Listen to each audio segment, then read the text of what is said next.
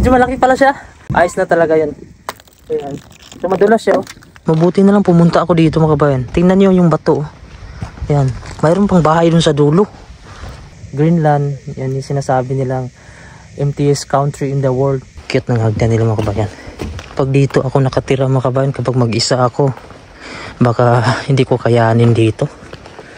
Wala kang kausap dito. Wala kang ibang makikita dito. Maganda yung pwesto dito. May mga damo siya. Oh. Hello po mga kabayan.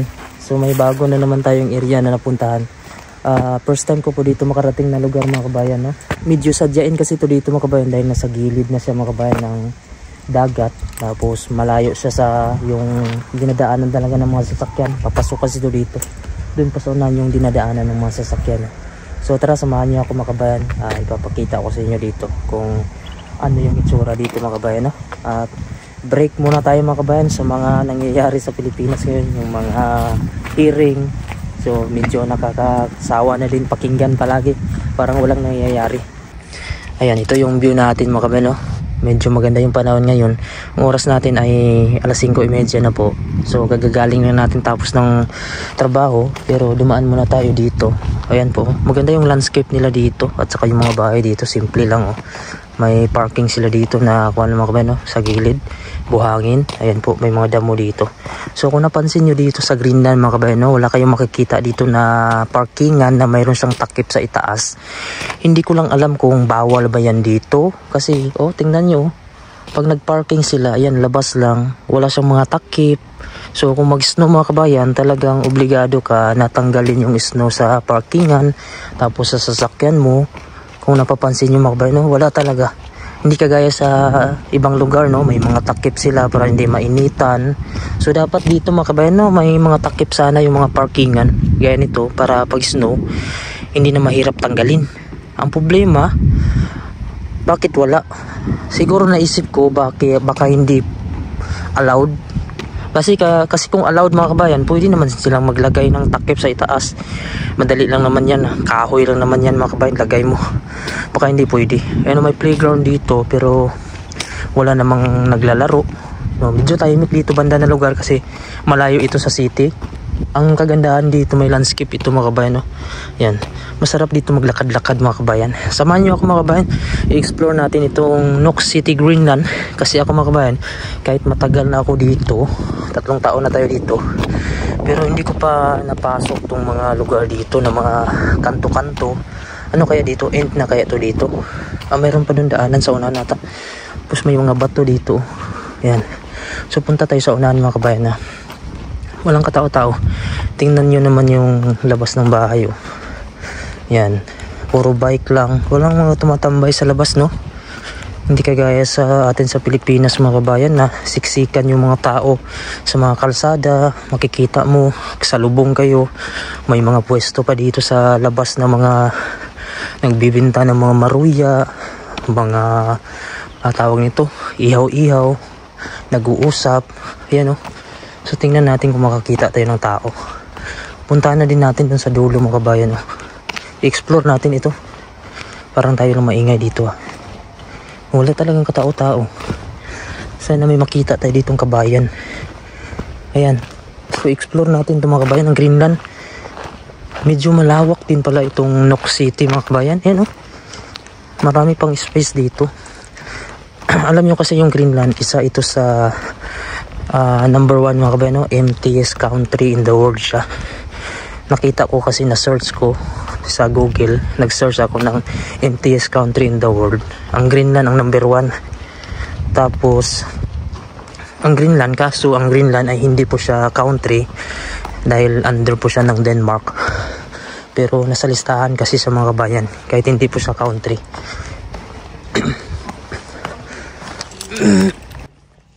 Ayan. Dito sa Nuuk City, Greenland, may mga lugar dito na medyo maraming tao pag nasa city ka. Pero kung gusto mo ng tahimik na lugar, punta ka ng ganito. Ayan, oh. Ganda din ng mga bahay na to. Kahoy lang yung kuha niya. Oh. Sa labas, wala siyang pintura, natural lang. Yan. So ganito yung mga style dito mga kabayan, ng mga daanan. Ito papasok talaga to dito. Kasi yung daanan talaga ng sasakyan papunta ng city, nandun pa sa unahan. So ito, mga sadyain talaga ito na puntahan. Mayroon pang sungay ng reindeer oh. Ayan. Hilig kasi sila dito maghunting ng reindeer. Marami kasing reindeer dito mga kabayan. And samahan nyo ako, napakaganda ng langit natin oh. May mga ulap. At ito po yung view natin. Dito, mayroon ding bahay dito. May mga terrace. Hilig sila dito mga kabayan. Gumawa sila ng terrace sa labas. Ginagawa lang nila sampayan. Bira lang sila tumatambay. Walang katao-tao. Ayan. So ikot natin mga kabayan na. Samahan nyo naman ako mga kabayan. Para naman ay makita nyo din dito yung ganda ng Nook City, Greenland. Ako din kahit matagal na ako dito. First time ko mapasok itong lugar na to. Medyo mahirap dito mga kabayan pag snow kasi nasa baba na ito. Madulas dito. Minsan matagal mapasok dito yung tagalinis. Mag-aantay pa kayo. Dito banda mahirap talaga to dito. Kasi yung snow mga kabayan pababa. Tambak ng tambak lalo na paghangin. Ayan. Ay may mga bahay pa rin dito mga kabayan. Kasulok-sulukan. Ito po mga daanan. Talagang napakatahimik dito banda. At presko dito banda. Hindi kagaya dun sa amin sa Nook City mga kabayan. Medyo maraming tao na din doon. Kahit nasa loob ako ng bahay, may mga nagsisigawan din mga bata. Kasi malapit kami sa school. Ang problema lang mga kabayan no, dito, pag hindi ka sanay sa lungkot mga kabayan, yung tahimik. Makuhan ka dito, ma-homesick ka. Ganyan mga kabayan no. May mga tao yan mga kabayan, pero sa loob lang sila. Yan, napakaganda pala dito. Mabuti na lang pumunta ako dito mga kabayan. Tingnan nyo yung bato. Yan, mayroon pang bahay dun sa dulo. Ito mayroon din dito. May space pa nga sila dito. Ayan, tara diretso tayo mga kabayan na. Grabe dito mga kabayan. Talagang sadyain na to dito na lugar na to. Yan oh. Nasa gilid na sa dagat at medyo malayo-layo na to sa city. Kung sa atin pa sa probinsya na. Ah, may bato pa oh. So sa dati mga kabayan, itong lugar nito puro talaga sa bato. Ito mga ito bundok. Pinapaputukan nila mga kabayan para matanggal yung mga bato na yan, mapatag. Maganda yung pwesto dito, may mga damo siya oh. Tapos yung daanan mo, ayan mga kabayan oh. Yung daanan oh. Ang ganda ng daanan dito. Ayan, sinemento niya, tapos may mga damo sa gilid. Hindi niya pinapatay yung damo dito. Kasi sa winter mga kabayan, matatakpan ito ng mga snow. Ayan, so punta tayo sa unahan. Tingnan nyo yung design dito. Yung mga bato na babalutan siya ng mga damo. Medyo malago dito yung mga damo. Kaso ngayon mga kabayan, wala ka na makita ng mga bulaklak. Dahil namamatay na dahil lumalamig na din dito. Ayan. So makapasok pa kayong sasakyan dito. Ah, hindi na makapasok mga kabayan. Pag dito yung bahay mo, wala na. In na to dito. Merong iceberg sa unahan, no? Punta natin. Ang ganda, oh. Ayan. So hanggang dito lang yung parking. Halimbawa yung bahay mo sa ibaba. Wala nang mapasok na sasakyan dito. Tao na lang dito. Tara punta natin. May boat sila dito. Explore tayo mga kabayan, ha? Napakatahimik ng lugar dito. Kaya manood muna kayo dito mga kabayan para mawala yung mga kuwan nyo sa stress nyo sa Pilipinas, yung mga nangyayari. Ayan oh. Tingnan natin kung may tao ba dito sa balkoni nila. Ayan, wala kahit isa. Tapos dito may mga boat sila dito. Punta natin yung baba. Kumukuha ako ng video dito mga kabayan. Libre lang kayo manood mga kabayan. Suportaran nyo naman itong video natin na mayroon kayong idea kung ano ba yung Greenland. Tingnan nyo yung daanan nila mga kabayan. Yan na yung daanan nila kung bababa sila. Ayan. Kahoy. Tapos dito, pwede ka na mag-fishing dito. Kasi malinis naman dito. Explore natin sa baba. Ayan. Libre naman ito mga kabayan na manood kayo dito sa akin. Samahan nyo naman ako para hindi tayo dito maboard. Ako lang kasi mag-isa dito. May bahay pa nga dito si Taso. Saan na part na to? First time ko mapuntahan ito. Saan kaya ito? Ah, okay. Ito na po. Ito na po yung likod oh. Puro bato. May aso. Balik tayo kami aso. Baka habulin tayo. Dito na lang tayo mga kabayan kasi may aso pala dun sa itaas. Gawin natin, puntahan natin dun sa unahan. Pero dito tayo daan. Balik tayo. Nakarating na tayo dito mga kabayan sa dulo. Sa unahan natin iceberg tapos Medyo tahimik dito. Parang walang katao-tao. Mayroon pa kasi ng vlog dito. Ito yung view natin ngayon. Bato lang siya. Tapos may bahay sa itaas. Nakapatong. At yung sasakyan nila dito nakaparking. Ibig sabihin may daanan pa dun. Kasi dito wala na po.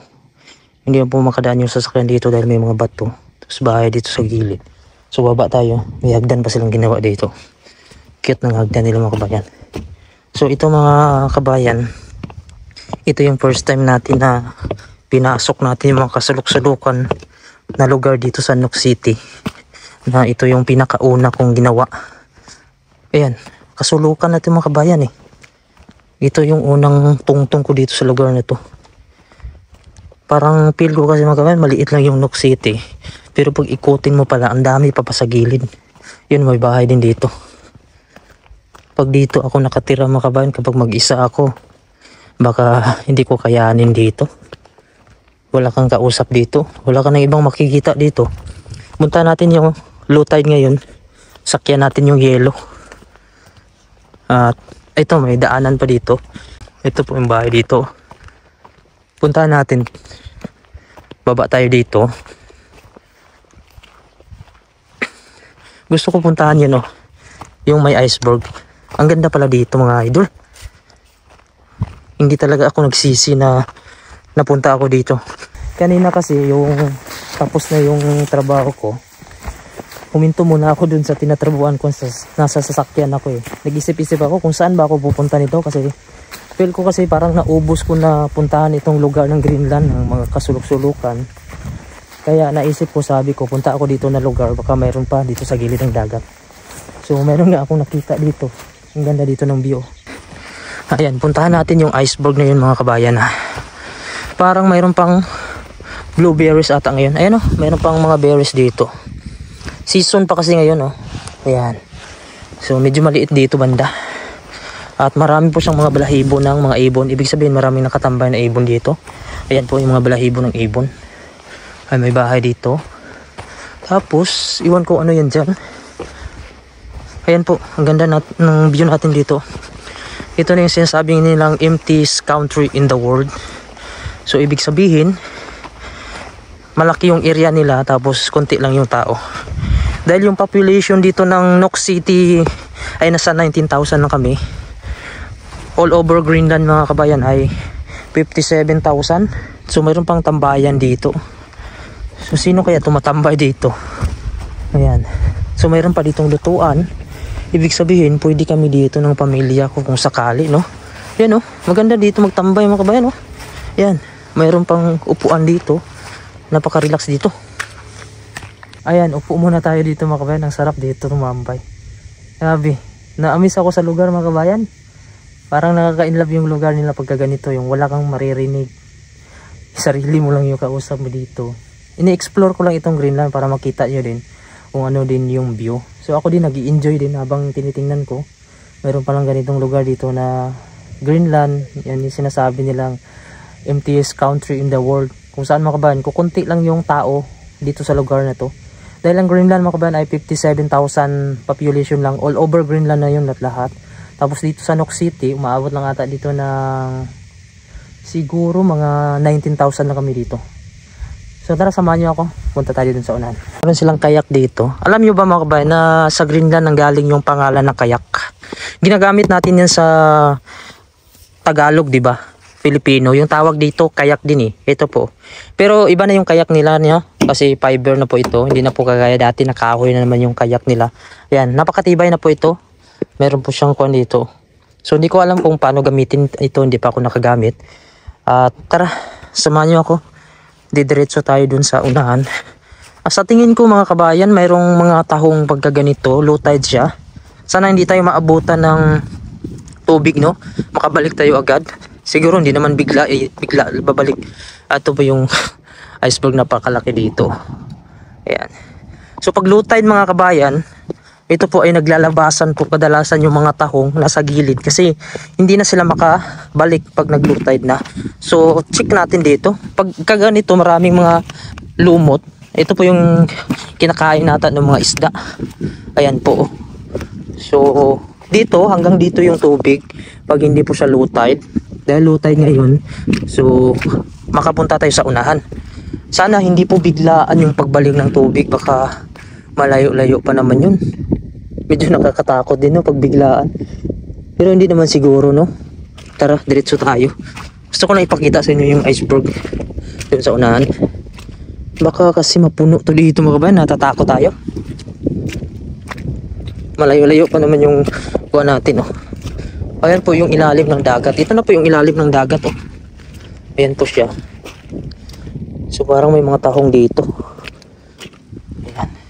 So malayo mga kabayan, parang alanganin akong pumunta. Wag na lang siguro. Ayan po. Ito po yung ilalim ng dagat.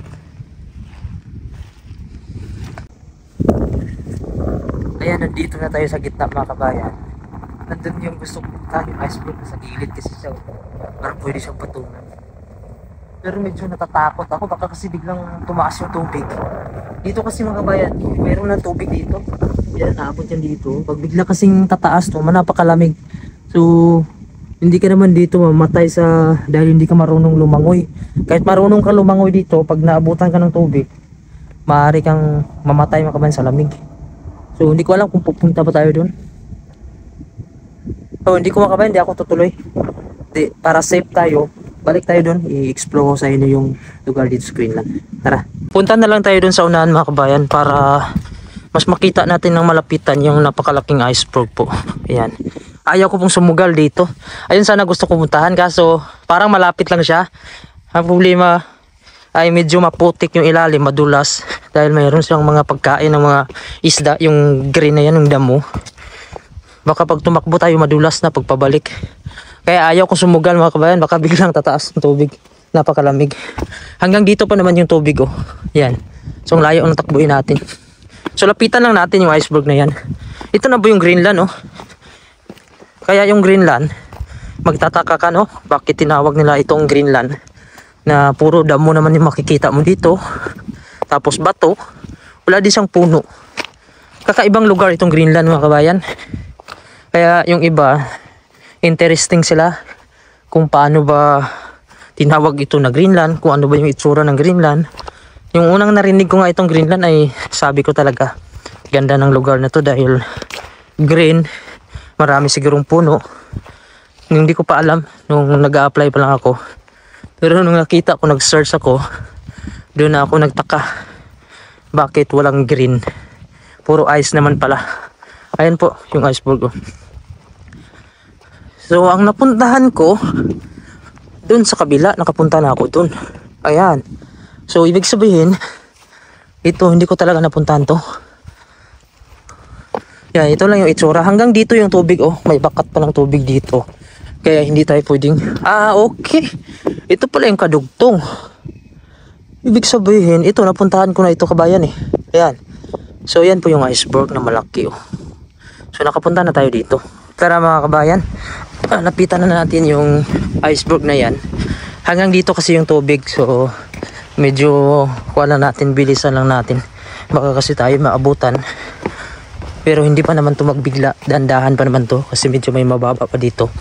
Ayan po, ito po ay nababalutan na po ito ng mga tubig na po, napupunta na po yung tubig dito. Mabato lang talaga mga kabayan, yung Greenland. So i-zoom natin para mas makita nyo ito ng malinaw. Ang ganda po. Ayan. Pag ganyan sa mga gilid na yan, mayroong mga yan, mga tahong yan, dumidikit lang. Ayan, mga ibon dito, balahibo. Ayan, i-zoom natin para makita nyo. Ayan, ganyan po yung itsura ng iceberg na yun. Napakalaki. Yan, parang building na din yan. Oh, parang hanggang second floor yan sa tingin ko. Kung kasama pa ilalim niya yung mga kabayan, yung nakalubog, siguro mga hanggang third floor. Kasi sabi nila 80% daw yung nakalubog yan 20% lang yung sa itaas. Ayan po yung itsura ng iceberg. Oh, may mga ibon sa itaas. Yan po.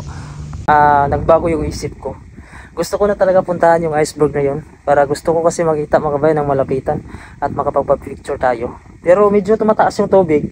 Pero hindi naman biglaan ito mga kabayan. Takbo lang tayo kung sakali.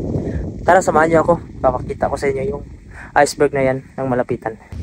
Ito na po yung itsura dito. Medyo yung tubig pumupunta na dito. Ayan po. Pero hindi pa man tataas bigla to kasi medyo mataas-taas pa. Malaman naman natin yung takbo tayo. Iwan natin yung sapatos natin para mabilis. Ayan, huwag lang tayong umapak dito sa may mga butas dahil malamig ang tubig na to sa Greenland mga kabayan. Pag ganito, siguro nasa 4 degrees or 3 degrees Celsius ting lamig ng tubig na to. Napakasakit. Parang yung chilled mga kabayan na tubig. So puntahan natin. Ito lang po ang ilalim ng dagat na ito. Ayan. Medyo mabato din dito, mabuhangin. Tapos may mga lumot yung tawag niyan mga kabayan. Ito po ata yung kinakain ng mga isda. Dito sa area na to may mga tahong to. Yung mga nakadikit sa bato. Ayan po yung itsura nitong ilalim nito. Ayan. So tingin-tingin lang tayo, baka biglang tataas yung ilog. At makaprepare tayo. So puntahan natin ng mabalisan mga kabayan. Madali lang tayo dyan. Ayan. Para makita ko lang sa inyo ng malapitan ko ano yung itsura. Ayan po yung ilalim talaga, dagat na dagat to. Ayan, malapit na tayo mga kabayan. Bilisan lang natin. Medyo nakakatakot kasi yung lamig kasi dito, yung delikado sa tubig. Marunong naman na tayong lumangoy pero pag tumaas yung tubig, kahit gaano ka po kagaling lumangoy, pag lamig na yung kalaban mo, delikado din. Ayan, so ito na po ang ilalim ng iceberg na to. Napakasulit pala. Ang tingnan mo siya kung nasa malayo, parang malambot sa itaas, no? Pero ito pala siya, oh. Ayan. Sulit pala siya, oh. Ayan. So ayan, hawakan na natin. Ayan, ito na po yung itsura. So kaya ito mga kabayan, dalhin ito, buhatin. Kaya yung Titanic, di ba? Dahil sabi nila maliit lang daw yung nakabangga. Dahil itong iceberg na to mga kabayan, alam nyo, hanggang dito yung tubig niyan. Yan, hanggang dito. Ang nakabaon yan, sabi nila nasa 80%. So ayan, paano kuan ito? Oh, napakatigas. Ito na po yung ilalim. So ikutin natin. Sana hindi tayo mabagsakan dito. Ayan. So ito po yung iceberg. Ayan po yung itsura. Ayan. Ayan, ice na sa mga kabayan, no? Ayan. So ito po yung itsura, oh. Ayan. So nalapitan na natin. Hanggang dito yung tubig. Malalaman naman natin pagtataas. Wala namang tsunami dito mga kabayan. Takbo lang tayo. Ayan po. So pwede kayo umakyat sa itaas. Kaya natin kaso napakadulas. Sarap akyatan sa itaas mga kabayan. Subukan natin. Makakyat tayo. Medyo malaki pala siya. Kung sa malayo medyo maliit siya. Subukan natin kung makakyat tayo. Medyo madulas kasi. Oh, ayan po. Ayos na talaga yan. Ayan. So madulas siya, oh. So subukan natin makakyat tayo. Ang sabi ni kabayan, yung iceberg ba daw at saka snow, iisa lang ba daw? So hindi po mga kabayan, iisa yung iceberg at snow. Yung snow po ay nanggaling po yan sa itaas na bumabagsak. Gaya sa mga malulugar na malalamig, gaya ng Canada, nag-i-snow po yan, gaya dito sa Greenland kapag winter. Sa ngayon ay wala pong snow dito kasi malalaman mo, yung inaapakan natin ay mga bato lang. Pero bakit may yelo? Ang Greenland po ay 80% po ng lugar nila ay nababalutan ng yelo. Ibig sabihin, 80% ng lugar nila ay natural na mayroong ice o yung tinatawag na iceberg. So bakit napunta itong iceberg dito sa gilid na dapat diba sa gitna siya? Ang iceberg kasi mga kabayan, once kasi yung Greenland makafeel po siya ng warm, ito po ang tendency na kung saan yung mga iceberg sa gitnang bahagi ng Greenland ay matitipak po siya sa piraso-piraso na maliliit, gaya nito, maliit pero malaki na ito. Ang tendency niyan, pag natipak na siya, ay dadalhin na po siya kung saan pong lugar pumupunta yung hangin, yung tubig, gaya dito, sa Nook City, dinala sa dito hanggang napadpad. So dito na siya sa gilid, hindi na po ito makabalik sa gitnang bahagi dahil low tide po dito at summer pa ngayon dito sa Greenland, kaya matutunaw lang dito. Kaya yun yung dahilan sa Titanic. Dahil yung Titanic mga kabayan, iceberg po ng Greenland. Kung mabasa nyo po sa Google, ang tumama dun, ang nakatama dun. Dahil yung iceberg ng Greenland ay nagta-travel po ito kung saan po papad pa rin ang hangin. So sa lugar po kasi doon ng nabangga yung Titanic ay magkarugtong lang po ang dagat ng Greenland. Nasa ibaba po banda kung saan malapit na ata. So yun sa Labrador Sea, yung lumubog. Kasi ito mga kabayan, yung Greenland ay malapit na po ito sa Labrador Sea. Ayun lang po mga kabayan, kaalaman lang po at sinare ko na po yung kaalaman ko dito about sa Greenland. Yun, nandito tayo sa itaas mga kabayan, no? Ito po yung yellow na sa itaas tayo. Huwag tayong pumunta dun sa dulo kasi maaaring matipak ito dahil pag ganun to mga kabayan, no? Pa-slant siya. May guhit na dyan, no? Baka biglang babagsak. So delikado. Ayaw na mag-isa dito. Yan, hanggang dito na lang tayo. Pwede dito. Yan po, ito yung view natin. Ito po yung Greenland.